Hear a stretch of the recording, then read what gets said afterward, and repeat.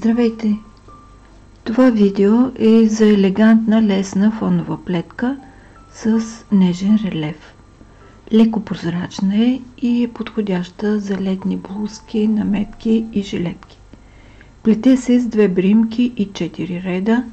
Започваме от лицевата страна. Първи ред от лицевата страна. Сваляме крайната бримка и плетем последния начин. Една наметка, една лицева свивка с наклон вляво. Наметка, свивка с наклон вляво. Наметка, свивка с наклон вляво. Наметка, свивка с наклон вляво. Това е схемата за първия ред. Плетем до края на реда.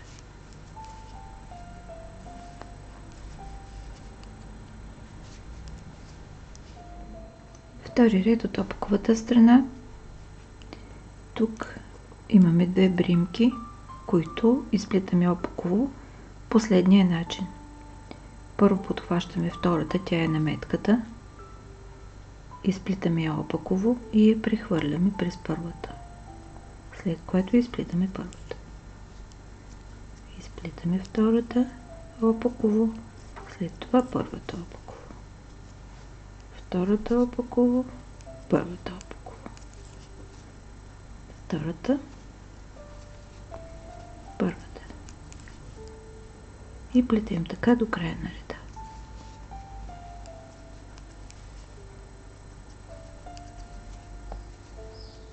Трети ред от лицевата страна.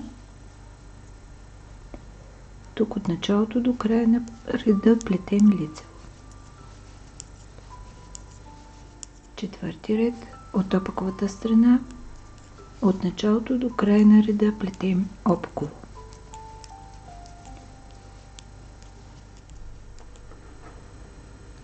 Представих ви една интересна плетка с много приложения, заради това, че е леко ажурна, с нежен релеф и ще придаде елегантен стил на всяка дреха, изплетена с нея.